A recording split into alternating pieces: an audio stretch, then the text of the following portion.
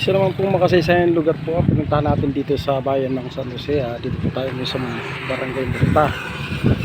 So makikita nyo guys, meron ditong statue ng aircraft at isang sundalo. Siya po, yung sundalo ito, siya po ay si Captain John Murta. Bali ito pong lugar na to dito po siya lumanding. Kaya po ang pinangalan ng Murta ang lugar na ito.